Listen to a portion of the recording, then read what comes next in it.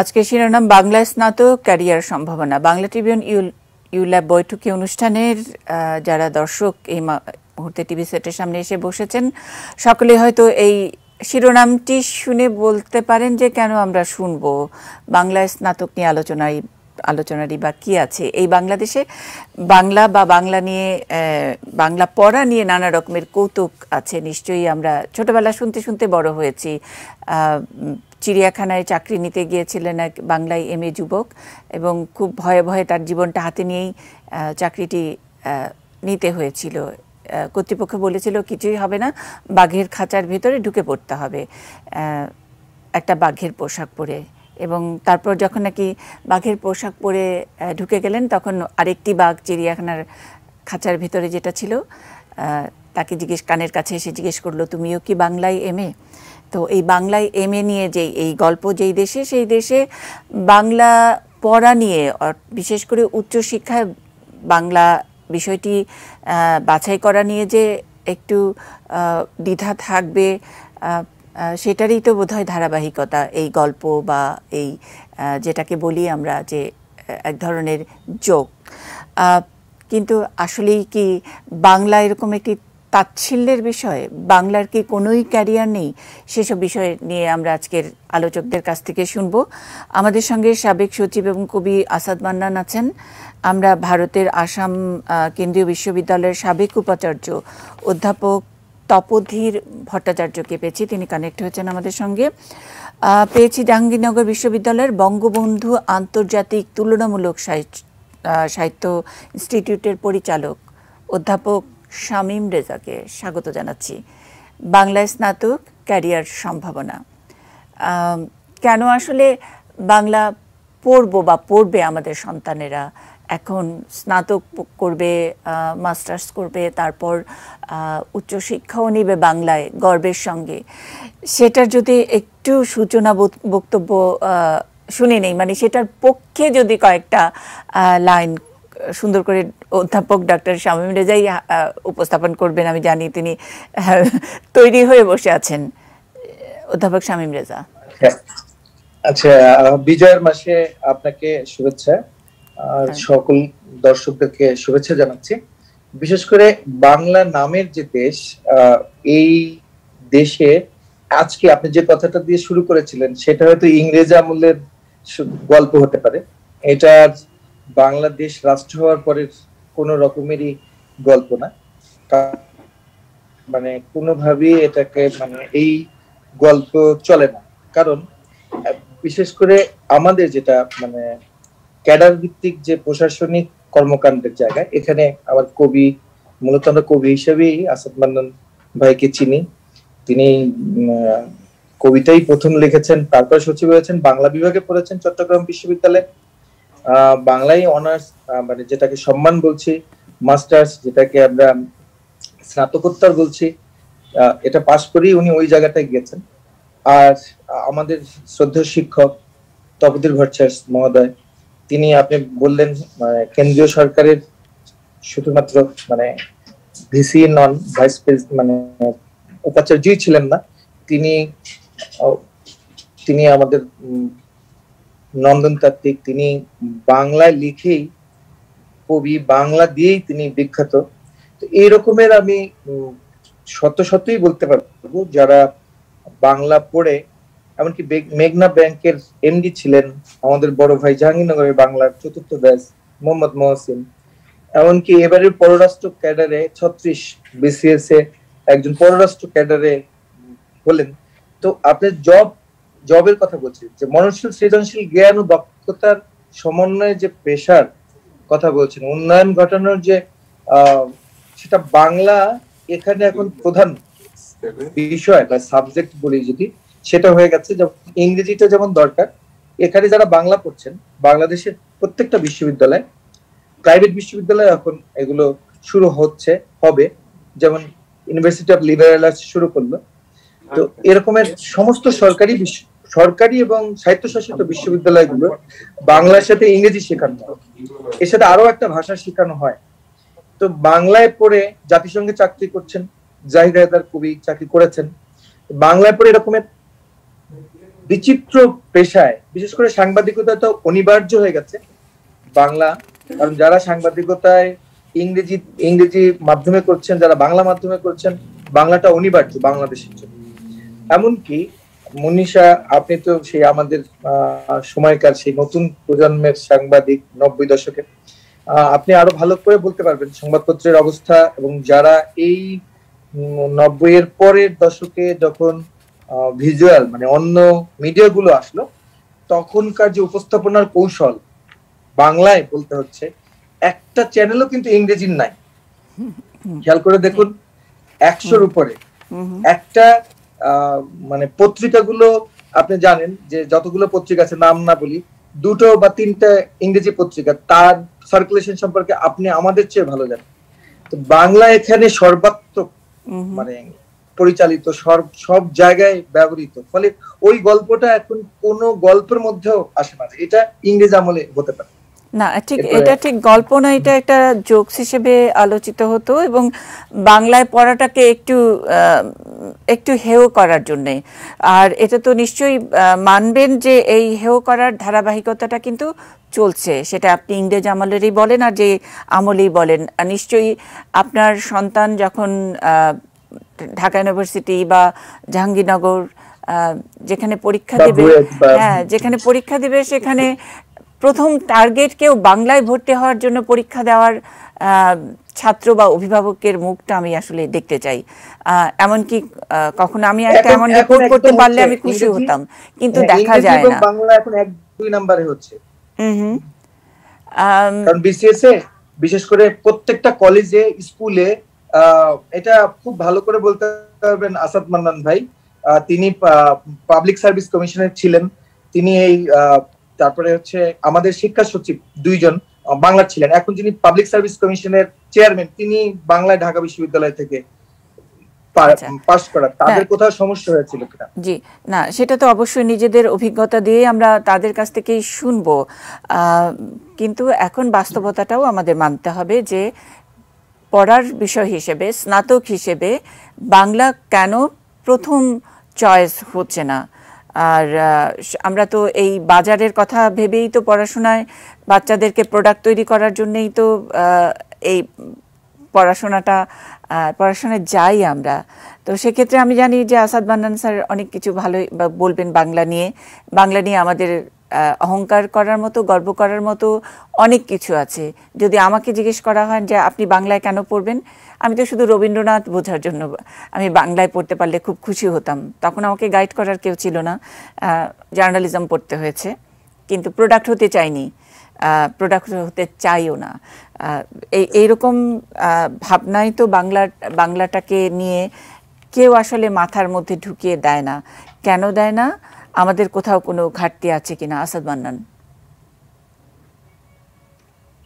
আপনি একটু আনমিউট করবেন।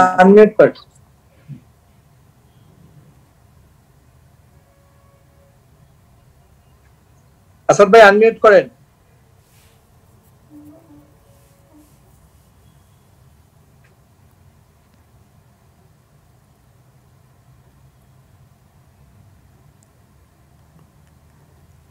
আমরা শুনতে পাচ্ছি না আসাদ মান্নান। কবি আসাদ মান্নান, আপনি একটু আনমিউট করবেন আপনার ল্যাপটপের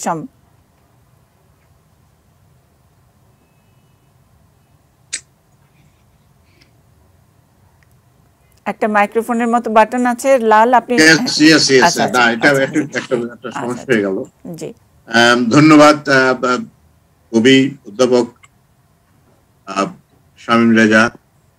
আমি ধন্যবাদ জানাই আমাদের দেশের একজন বরণ্য সাংবাদিক, মিডিয়া ব্যক্তিত্ব নিশা, আমাদের অত্যন্ত প্রিয় মানুষ। তার মুখোমুখি হয়ে এটিএন নিউজের মাধ্যমে আজকে যে বিষয়টি নিয়ে আমরা কথা বলছি, মুন্নিশা প্রথমে যে জোকস দিয়ে শুরু করেছিলেন, এটি বলার সঙ্গে সঙ্গে এটি আমার মাথায় আসছে। আমাকে কখনো কখনো কেউ যদি জিজ্ঞেস করে যে কোন বিষয়ে লেখাপড়া করেছে, তো আমি বলি যে আমি তো কোনো বিষয়ে লেখাপড়া করিনি। আমার তো যদি সনদ যদি বলা হয়, যাকে যে সার্টিফিকেট সনদ, এটি বাংলার থেকে আমি সনদ। আমি যেটা বুঝি, বিশ্ববিদ্যালয় থেকে স্নাতক বা স্নাতক পর্যায়ের একজন ছাত্র যিনি হবেন, যেই ডিসিপ্লিনের হন না কেন, তাকে তো মোটামুটি হোক একজন বিশ্ব নাগরিক হিসাবে তৈরি হতে। ওই বিবেচনা থেকে বাংলা আমরা আমাদের শৈশবে বর্ণমালা দিয়ে শুরু করেছি, অ দিয়েই আমাদের শিক্ষার কার্যক্রম বা সাক্ষরতার কার্যক্রম শুরু করেছে। আমাদের বর্ণমালা দিয়ে আমরা লিখতে শিখেছি, পড়তে শিখেছি, ভাষাটা আমরা রপ্ত করেছি। তারপর আসছে সাহিত্য মানে বাংলা সাহিত্য বলি আর ইংরেজি সাহিত্য বলি, জার্মান সাহিত্য বলি, সাহিত্য ভাষা ভিন্ন, কিন্তু সাহিত্যের অন্তর্গত রূপ প্রকৃতিটা অভিন্ন। মানুষের জীবন, মানুষের স্বপ্ন, আকাঙ্ক্ষা, লড়াই, সংগ্রাম সমস্ত কিছুকে ধারণ করে সাহিত্য তৈরি হয়, সৃষ্টি করে থাকেন কারা? লেখক বা যারা সৃজনশীল মানুষ তারা। তো সেখানে তো সমস্ত জীবনকে ধারণ করে, সেখানে বিজ্ঞান রয়েছে, ইতিহাস রয়েছে, নৃতত্ব রয়েছে। আমি মনে করি বাংলা ভাষা এবং সাহিত্যে যারা লেখাপড়া করবেন, ভাষার ইতিহাসটা হয়তো জানবেন, ভাষাটা তিনি রপ্ত করবেন। এখনো আমরা বাংলা লিখতে গিয়ে যত ভুল করি, ইংরেজিতে হয়তো তত ভুল করি। প্রতিনিয়ত আমাদের একটা বাক্যের সঙ্গে পরবর্তী কোন বাক্যটি আসবে লিঙ্কেজটা আমরা খুঁজে পাই না। এই ধরনের জটিলতা যখন রয়েছে আমাদের জীবন যাপনের মধ্যে, একটা বিষয় না বললে নয় যে আমাদের শিক্ষাটা হয়ে গেছে এখন কর্মমুখী শিক্ষা। যে শিক্ষা, যে সনদ আমাকে সার্টিফিকেট, যে সনদের বলে আমি শিক্ষিত, সেই সনদ যদি আমাকে চাকরি করার সুযোগ না দেয়, আমি মনে করি চাকরির সঙ্গে সনদের কোনো সম্পর্ক। বিশ্ববিদ্যালয় তো আসলে সনদ দেওয়ার জন্য নয়, শিক্ষার জন্য। সনদ দিবে যে, যেমন ডিপ্লোমা পাস করার পর একটা সনদ দেওয়া হয়, শিক্ষার তো কোনো সনদ হতে পারে না। কারণ একজন ব্যক্তি, একজন শিশু জন্ম থেকে মৃত্যু পর্যন্ত তাকে প্রতিনিয়ত শিখতে হচ্ছে, জানতে হচ্ছে।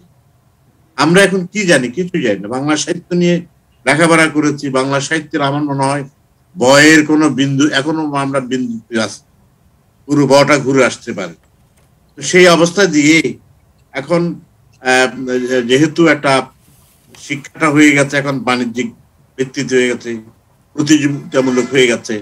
আমরা তো শিক্ষার মূল উদ্দেশ্য যে মানুষ তৈরি করবা, শিক্ষার যে একটা মানব সমাজের কে উন্নত করবার, সমৃদ্ধ করবার, আলোকিত করবার জন্য কতগুলো আলোকিত মানুষ যে প্রচেষ্টা থাকা উচিত ছিল, সেটা না হয়ে আমরা কিছু কর্মজীবী মানুষ তৈরি করছি। আমরা কিছু কর্মী বানাবার জন্য শিক্ষাটাকে ব্যবহার করছি। এই কর্মী বানাবার জন্য শিক্ষা দরকার। আজকে শিক্ষাটা যদি আলোকিত মানুষ তৈরি করবার জন্য হতো, তাহলে আমি মনে করি যিনি আলোকিত হবেন কোনো না কোনো ভাবে তার কর্মসংস্থান হয়ে যাবেন। আজকে এখানে কবি আসাদ মান্নান, একদম আপনার সঙ্গে একমত। আলোকিত মানুষ হওয়ার জন্য আমি আমার জায়গা থেকে বলতে পারি যে আমি যাদেরকে দেখেছি বাংলা ভাষা ও সাহিত্য নিয়ে লেখাপড়া করেছেন, যেমন একজনের কথা না বললেই নয়, হুমায়ুন কবির। আপনি চিনবেন তাকে।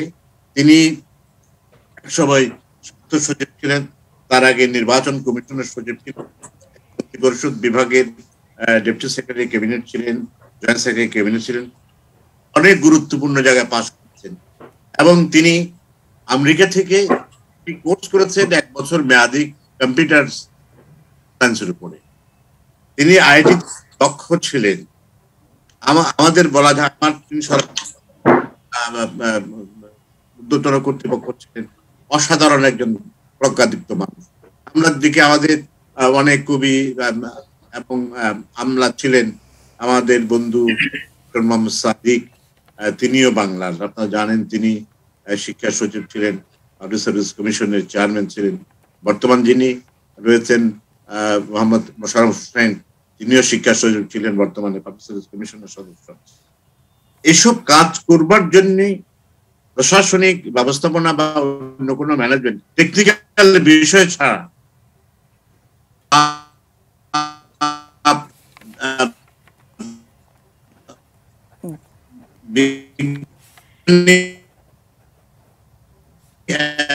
বিজ্ঞানের বিষয় ছাড়া প্রশাসনিক একজন নিষ্ঠাবান কর্মী হিসাবে অবশ্যই ইয়ে করতে পারেন, নিজেকে তৈরি করতে পারেন, কমিটমেন্ট থাকতে হবে। শিক্ষাটাকে যেহেতু বিশ্ববিদ্যালয়ে একজন ছাত্রকে আমরা যতখানি, আমি ব্যক্তিগতভাবে আমি ইতিহাসের বই যতখানি পড়েছি বা প্রকৃতি বিজ্ঞান বা নৃতত্ত্ব বা সমাজ বিজ্ঞান, আমি বাংলাটাকে যেহেতু আমি ছোটবেলা থেকে যেহেতু লেখালেখি বা বই পড়ার অভ্যাস, আমি সেইভাবে নিজেকে তৈরি করেছি। আমি কবি আসাদ মান্নান, আমি আপনার কাছে আবারও আসবো। আপনার কথায় যদি একটা লাইন আমি শুধু এখান থেকে যুক্ত করে পরবর্তী আলোচকের কাছে যাই, আপনার সারা জীবনের অভিজ্ঞতা থেকে, দেখাশোনা থেকে আপনি শুধু এটা বলতে চান যে প্রশাসনিক দক্ষতার জন্যে দরকার হয় প্রজ্ঞা, আর কর্মমুখীর যেটা সেটা হলো স্কিল, সেই স্কিলের ট্রেনিং হয়,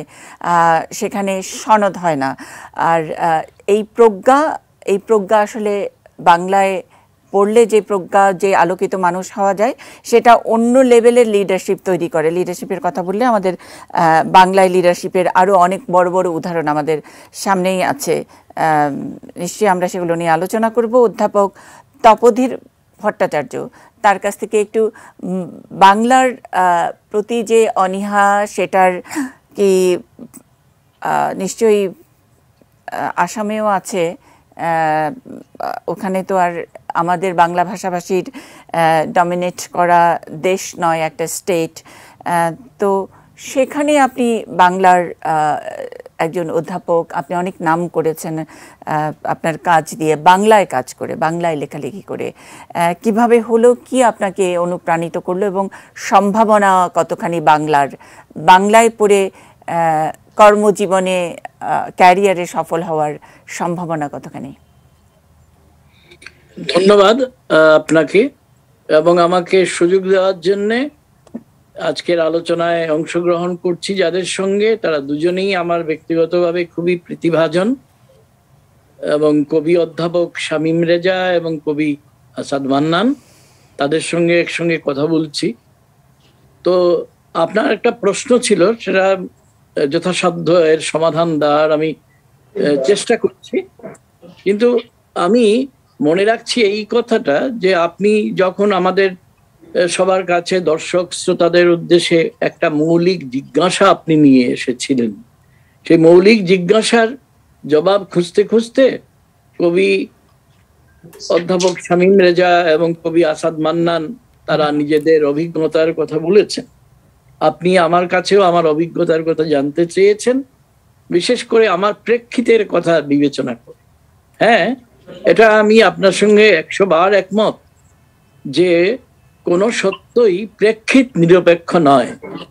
অর্থাৎ এমন কোনো সত্যে আমরা পৌঁছতে পারি না যদি আমার সামাজিক, সাংস্কৃতিক, রাজনৈতিক, ভৌগোলিক প্রেক্ষিতকে আমরা ভুলে যাই।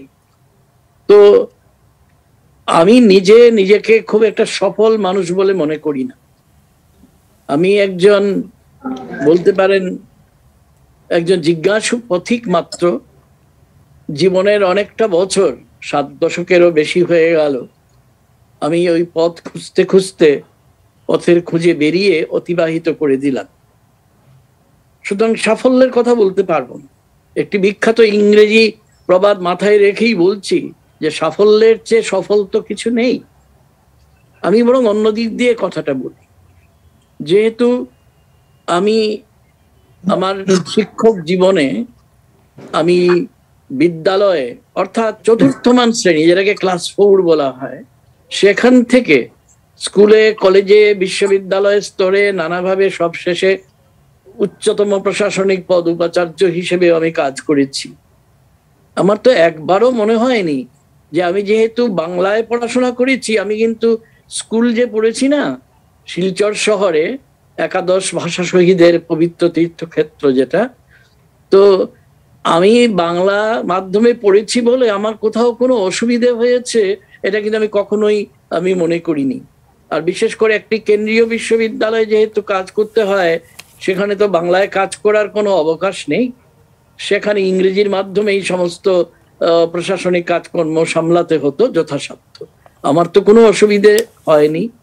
কিন্তু আবার বলছি, আমি একজন নিতান্ত তুচ্ছ ব্যক্তি, কিন্তু আমাকে আমার মধ্য দিয়ে যদি একটি সত্যের খানিকটা স্ফুলিঙ্গ যদি ধরা পড়ে এবং সেটাকে যদি কিছুটা গুরুত্ব দেওয়া যায়, তাহলে আমি বলবো যে আপনি অনেকের নাম বললেন, এদের মধ্যে একজন তো আমার ছাত্র, কৃতি ছাত্র, কবি মোহাম্মদ সাদিক, যিনি ওই বাংলা মাধ্যমেই পড়াশোনা করেছেন, আমার সঙ্গে গবেষণা করেছেন এবং নিজেকে একটা উচ্চতম জায়গায় নিয়ে গেছেন। কেন নিয়ে গেছেন? বাংলা যদি কাউকে সাহায্য না করে, তাহলে যৌক্তিকভাবে একটা উল্টো কথাও তো ভাবতে হয়, যে বাংলা যদি কাউকে সাহায্য না করে তাহলে বাংলা অন্তরায় হবে। বাংলা কোথায় কোথায় অন্তরায় হয়েছে এটা তো কেউ বলেন না।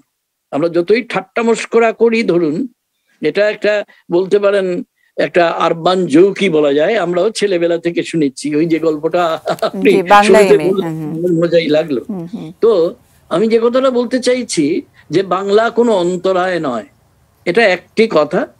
দ্বিতীয় কথা যেটা আরো একটু ভাবা দরকার, যেটা যখন শামীম, আমার অনুজ প্রতিম শামীম যখন কথা বলছিলেন, কথাটা তিনি একবার ছুঁয়ে গিয়েছিলেন, যে সেটা হচ্ছে আমরা যে বাংলা পঠন পাঠন করছি একটা নির্দিষ্ট সিলেবাসের মধ্য দিয়ে, আমরা বরং এইটে ভাবি যে আমরা তো 21 শতকের 2টি দশক পেরিয়ে তার যে দ্বিতীয় বছর অর্থাৎ এই 2022 সাল, সেটাও প্রায় শেষ করতে চলেছি।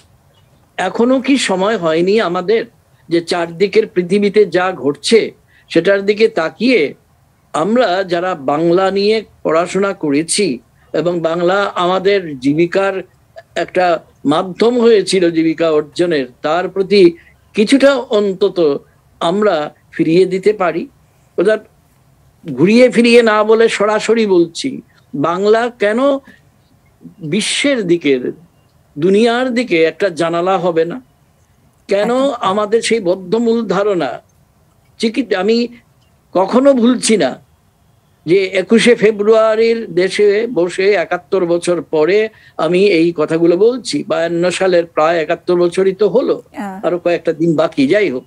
তো আমি যেটা বলতে চাইছি, এটা কি আমাদের জন্য প্রত্যাহ্বান বা চ্যালেঞ্জ নিয়ে আসছে না, যে যারা ঢক্কানিনাদ করে ঢাক পেটাতে পেটাতে সবার মাথার মধ্যে সেধিয়ে দিয়েছেন এই কথাটা যে বাংলার কোনো ভবিষ্যৎ নেই? এটা কি কোনো পলিটিক্স, এটা কি ওই বাংলা ভাষার পলিটিক্স এর মধ্যেই পড়ে নাকি, যে এই ভাষাটি নিয়ে যে এই ধরনের রাজনীতি প্রথম থেকেই শুরু হয়েছে সেই পলিটিক্স এর মধ্যে চলে এসেছে? এবং এত বড় একটা দেশে এতগুলো শিক্ষা প্রতিষ্ঠান, আমি আপনাকে বলছি যে আমাদের যে পাবলিক বিশ্ববিদ্যালয়গুলোতেও এখন প্রত্যেকটি ছাত্র এবং শিক্ষকরা আমার সঙ্গে নিশ্চয়ই একমত হবেন যে কখনোই বাংলায় পড়ার জন্য কেউ পরীক্ষা দেন না, প্রস্তুতি নেন না। বাংলা থাকে সবচেয়ে অবহেলিত এবং একেবারে যদি কোনোভাবে বাংলা সাবজেক্টটা পেয়ে যায় অনার্সে বিশেষ করে, তারপরে 1 বছর মন খারাপ থাকে তাদেরকে, অন্য কোন সাবজেক্টে সুযোগ পেলেই চলে যাবে, মন খারাপ নিয়ে একদম। এখন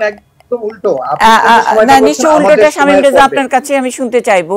আর প্রাইভেট বিশ্ববিদ্যালয়গুলোতে কি সেইভাবে, মানে আমরা প্রাইভেট বিশ্ববিদ্যালয়ের অনেক বিকাশ হয়েছে বিভিন্ন জায়গা থেকে, দেশ বিদেশ থেকে, আশেপাশের দেশ থেকে আমাদের এখানকার ভালো ভালো প্রাইভেট বিশ্ববিদ্যালয়ে ছেলেমেয়েরা পড়তেও আসছে। বাংলা কি আমরা ওইভাবে অফার করছি?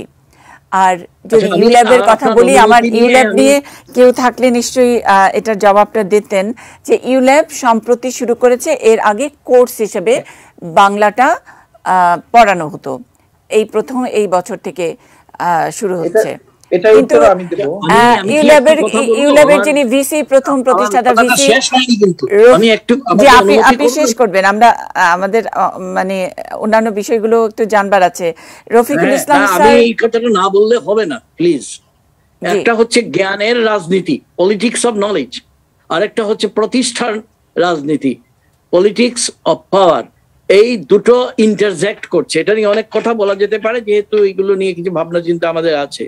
আমার কিন্তু, আমি শুরুতে বলতে চেয়েছি যে 21শে ফেব্রুয়ারির দেশে বসে আমি এই কথা বলছি, তার মানে আমার একটা প্রত্যাশা আছে, একটা প্রত্যাহ্বানের কথা যেমন ভাবনা আছে, একটা প্রত্যাশাও আছে যে কেন আমরা বাংলাকে উপযুক্তভাবে জানালা দিয়ে ব্যবহার করছি না চিকিৎসা বিজ্ঞানের উৎকর্ষ মূলক বিষয়কে উপস্থাপনার জন্য। আমরা কি কখনো চেষ্টা করেছি, বা চেষ্টা না করার আগেই কিছু সিদ্ধান্তে পৌঁছে গেছি যে বাংলা দিয়ে বেশি দূর হবে না? তাহলে ওয়া কক্ষ থেকে শুরু করা উচিত। আমাদের সিলেবাস যেভাবে চলছে, কোর্স সিলেবাস কথাটা এইমাত্র উচ্চারিত হলো, এইগুলোকে কি আমরা ঢেলে সাজাবার কথা ভেবেছি আদৌ কখনো? একদম একদম। আমার কথা বাদ দিন, আমি যে জায়গায় থাকি সেখানে আমার অবকাশ নেই। আপনার প্রশ্নটা থেকে আমি অধ্যাপক শামীম রেজার কাছে জানতে চাই। আবারও বলছিলাম, ইউল্যাবের কেউ থাকলে নিশ্চয়ই উত্তর দিতেন।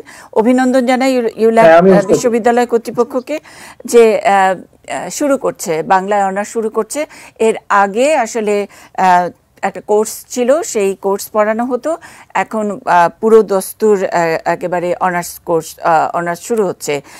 কিন্তু ইউল্যাবের যিনি প্রতিষ্ঠাতা ভিসি, তিনি অধ্যাপক রফিকুল ইসলাম স্যার, তিনি কিন্তু ঢাকা বিশ্ববিদ্যালয় বাংলা বিভাগের অধ্যাপক এবং তিনি চেয়ারম্যানও ছিলেন।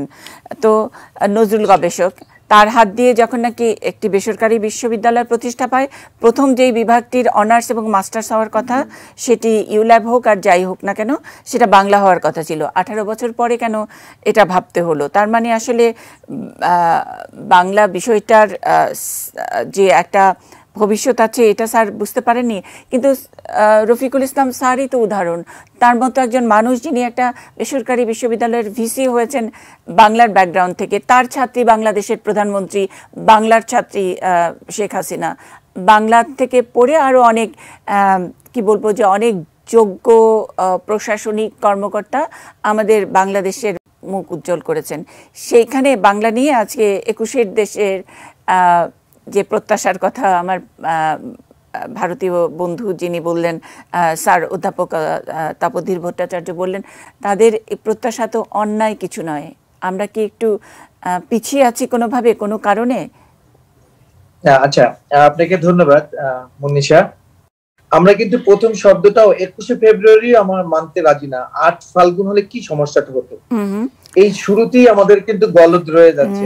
এই যে বিষয়গুলো থেকে যাচ্ছে, সবগুলো প্রাইভেট বিশ্ববিদ্যালয়ে বাংলা এবং তুমুল বাংলার ছাত্রছাত্রী থাকলে এই ডিবেট হয়তো তখন করব। কিন্তু আমার তো প্রথম কথা যে বাংলাই তো নাই, বাংলা পড়ারই তো সুযোগ নাই, বা এবং স্বপ্নটা দেখানো হয়নি।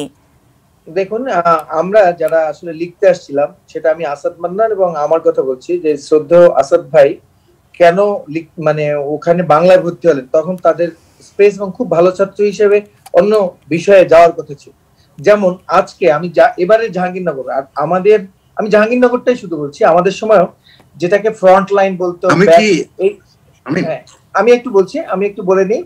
তো সেটা হচ্ছে যে আইআর জার্নালিজম, আপনি যে বিষয়ে পড়াশোনা করেছেন, এই বিষয়ে কিন্তু কলেজে এখনো পর্যন্ত একাডেমিয়া গুলো বা স্কুলে এই বিষয়গুলো নেই, প্রত্নতত্ত্ব, নৃবিজ্ঞান। ফলে এখন ইংরেজির পরই কলা ও মানবিকী অনুষদে ফার্স্ট বা সেকেন্ড চয়েস হয়ে দাঁড়াচ্ছে বাংলা এবং ইংরেজি।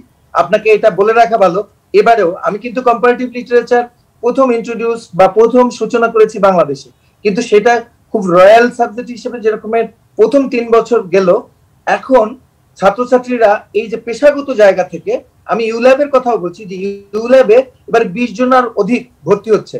কারণ একটাই, তারা প্রত্যেকটা স্কুলে তারা সেকেন্ড ক্লাস, এই ক্লাস শব্দটা, দ্বিতীয় শ্রেণীর জব পাচ্ছেন স্কুলগুলোয়, একদম গ্রামে এবং থানা পর্যায়ে।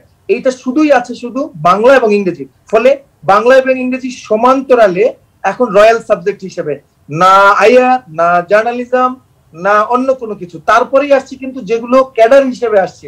কারণ এইগুলো আপনি যেহেতু বলেছেন প্রোডাক্ট শব্দটা, নিজেই আবার সুন্দর করে উত্তর দিয়েছেন, আমি প্রোডাক্ট হতে চাইনি, নাহলে ওটা নিয়ে আমরা কথা বলতে হতো আমাদের। তো সেই জায়গায় জ্ঞান চর্চার জায়গা থেকে আমি বলছি না, পেশাগত জায়গার কথা বলছি। এখন একেবারেই 1 এবং 2 এবং 1 নম্বর কলা অনুষদের বিভাগ হচ্ছে এই দুটো, আর এরপরে হচ্ছে ইতিহাস। এবারেই আমি নিজেই এই প্রথম হচ্ছে আমার ইনস্টিটিউট কলা ও মানবিকের সাথে যোগ দিল। এর আগে কিন্তু আমি 10,000 থেকে মাত্র 30 জন নিতে পারতাম, 10,000 পরীক্ষা দিত। এবার কিন্তু উল্টে গেছে, আমার সাবজেক্টের আসছে প্রত্নতত্ত্বের সাথে, আমার সাবজেক্ট এটা, এই যে বিষয়টা চলে আসছে অলরেডি, বাংলার প্রাধান্য ভাই আমার হাতে একদম সময় নাই, আমি 2 মিনিটের মধ্যে আমার শেষ করতে হবে। শুধু ইউলেব একটু দেরিতে হলেও শুরু করেছে। আমরা আমাদের সন্তানদেরকে কি স্বপ্ন দেখাচ্ছি, কি কি অফার আছে, আমি ইউলেবের কথাটাও জেনেছি যে মানে পয়সা দিয়ে তাদেরকে টিউশন ফি কমাতে হবে, এরকম অদ্ভুত ধরনের দাবি, যেহেতু বাংলা আমরা কমিয়ে দিয়েছি টিউশন ফি প্রথমত। দ্বিতীয়ত হচ্ছে, আমি যেহেতু ইউল্যাবের এই বাংলার উপদেষ্টা, সেই হিসেবে আমি বলছি যে বাংলা ভাষায় দক্ষতা নির্ভর যে পেশাগত কার্যক্রম, বিশেষ করে সাংবাদিকতা, দেশীয় ঐতিহ্য, ক্ষুদ্র নৃজাতি গোষ্ঠীর ভাষা সাহিত্যের সাথে বাংলার সম্পর্ক, অনুবাদ সাহিত্য, এইগুলো আমাদের অফারের মধ্যে আছে। তারপর সেন্টার ফর বাংলা স্টাডিজ, সৃজনী সংঘ, মানে ক্রিয়েটিভ রাইটিং। তার মানে আমাদের আসলে বাংলা নিয়ে দেশেই অনেক ভালো কাজের সুযোগ রয়েছে। সুতরাং বাংলা যারা পড়বে এখন, যারা বাংলা পড়বে তাদের জন্য অনেক সম্ভাবনার দুয়ার খুলবে। আমরা একেবারে শেষে আসাদ মান্নান একটু যোগ করতে চাইছিলেন, হাতে একদমই সময় নাই, খবর আমাদের 6টার খবরে যেতে হবে, 1 মিনিটে বলতে হবে। এক কথা হচ্ছে যে